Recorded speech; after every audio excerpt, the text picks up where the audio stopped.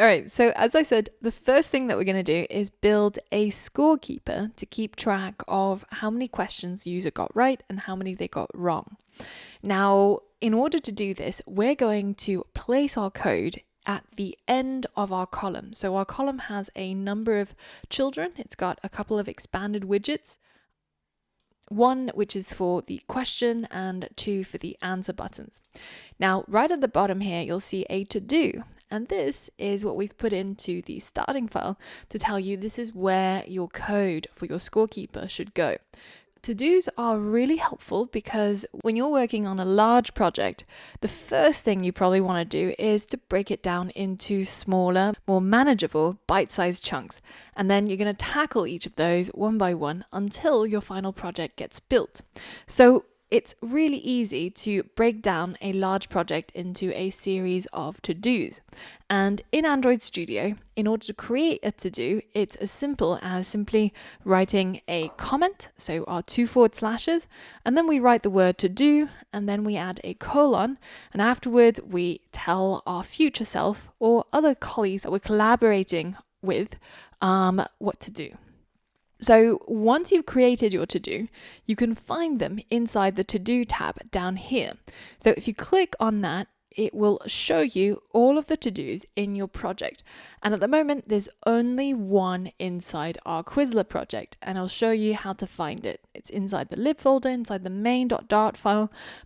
But a far easier way is to simply just double click on the to-do, and it will take your cursor all the way to the place where it needs to happen. First things first, let's delete this to-do because we're going to do it right now. In future challenges, we'll be setting the challenges for you, each of the steps in the to-dos. So now that you understand how it works, you'll be able to use it to help you figure out what are all the steps you need to complete. All right, so now that we've deleted the to-do, we are perfectly positioned to create our scorekeeper. And our scorekeeper is simply just going to be a row widget that's going to go into our column.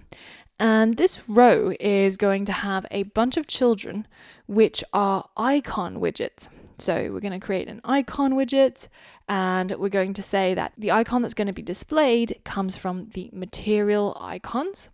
And the particular one that we're going to show is something called check. And you can see there's a little preview over here. And when you hit enter, you'll see it show up over here in the gutter as well. And this is simply just a tick. We can change the color of our icon to a green color, so that we can further make sure that the user knows that when they see a tick, it means they got the last question right. But we can also add an icon for when they get something wrong. So we'll add an icon that is the one called close. And this is a nice little cross for us to tell the user that they got the last question wrong. And this one is going to be red, of course. So now that we've got a green tick and a red cross, if we hit save and check out our project at the moment, then we see our little row show up at the bottom. So this is going to be our scorekeeper. And as the user gets things right or as they get things wrong, we're going to add icons down here to keep track of their score. So this row is going to be building up by adding new icons like this until the point where the user is done with all the questions, and then we will clear this line out and delete all of the icon widgets. Now we know that rows and columns can contain multiple widgets. So in our column, for example, we've currently got 3 expanded widgets and a row widget. And in this row, we've got 5 icon widgets. But other ones, such as a safe area or a padding widget or a center widget, they can only have one child. The difference between them is that the column widget can accept children in the form of a list. Now, a list is simply a way of grouping data into collections. And this is a common thing that you can do across different programming languages. So if you come from a different programming language, you might know list as an array. But in both cases, it's a way for us to be able to group related pieces of data into a single list. And later on, we can manipulate the list or tap into its contents. Now we're going to go ahead and create an empty list. And we're going to do that right here. In order to create a list in Dart, we're going to write the keyword list. And this says that whatever variable that we're creating afterwards is going to be of type list. And then we're going to give it a name. So we'll call this scorekeeper. And it's going to be set to equal an empty list. Now, when you're working with collections, you'll often see these square brackets. And in this case, what these empty square brackets represent is just an empty list. There's currently no items inside the list. But we can also add items to the list when we create it in the same way that we did it for our rows and columns. So when we said that this row is going to accept a bunch of children widgets, we had our opening square bracket and our closing square bracket, and in between are all the items in this particular list. Now we can do that for our scorekeeper as well.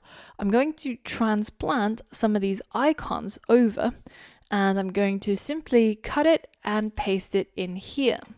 So now we have a list that's called scorekeeper, and it contains 5 icons. And later on, if we decide that we want to use the list, then we can simply refer to it by its name. So I'm going to delete everything on the right-hand side of this children property. I'm going to instead refer to my list that I've created up here called scorekeeper, like so. Now, in this case, because scorekeeper has a data type of list and the children property for the row requires a list, then these two sides, the left-hand side and the right-hand side, are compatible, which is why this works. Now, notice that in this case, it's actually expecting a list of widgets, whereas over here, our storekeeper is a list of data that have a dynamic data type. Now, as we mentioned earlier, when you're using dynamic data types and a lot of things are happening, you can very easily get into hairy situations. So the best thing is to actually explicitly state what type of list it is that we're creating. And by that, we mean what kind of data can actually go into the list. So for example, if I was to create a list of strings, then I could call it my strings. And when I create it, it would contain strings like A and B and C. Now, in this case, the way that I could specify that this particular list called my strings can only accept strings inside the list, I can do that by simply adding an angle bracket after the word list and specify the data type that goes into the list. So in this case, it will be like this. Well, now I can't, for example, create my list and start putting numbers in here, or rather integers, because it says that int can't be assigned to the list of type string. So this makes our list a lot safer so that we don't accidentally put in the wrong data type. Now up here, it's the same thing. If we want to specify that we only want a list that contains widgets, then we can simply add the word widget inside some angle brackets right after our list. Now, in this case, because we know that everything that's inside this list are icons, we can also say that this is a list of icons. And this still works down here because icons are in fact widgets. So if this particular row can only take a list that have widgets, it is still compatible. Now, if I instead had a list of strings, which are definitely not widgets, then down here I will get an incompatibility error because a list of strings can't be assigned to a list of widgets, but a list of icons can. So let's change that back. So now when I hit save and I check out my app, you can see that pretty much nothing has changed. My row down here is created using my list called scorekeeper rather than directly creating it inside my row. The benefit of taking out my icons and putting it into a separate list means that I can now add icons into my list of icons on the fly. So for example, I can say that when the user presses on the true button, then inside the on pressed, I'm going to get it to add an icon to my list of icons.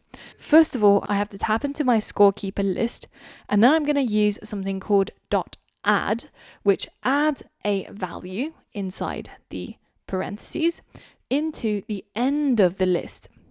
And the length of the list will grow by 1. So we're going to say scorekeeper.add, and the thing that we want to add is a new icon. Remember that scorekeeper can only contain icons. So we're going to create a new icon, and this icon is going to be a check sign, and it's going to have a color of green. So now that I've created my icon and I've added it to my scorekeeper, all I have to do is to put it inside a set state so that it will trigger a rebuild of my widget tree, and that new icon will show up inside my scorekeeper row. So let's go ahead and hit save to update our code. And now when I click on the true button, you can see a little green check mark will get added to my row. We've been able to do this because of the power of Dart lists. Now, if this concept of lists is new to you, then I recommend heading over to the next lesson where we're going to dive deep into Dart lists and we're going to learn more about how it works. Now, if you're already familiar with how lists or arrays work and this concept isn't new to you, then feel free to skip the next lesson and head over to the lesson afterwards where we continue building out our app.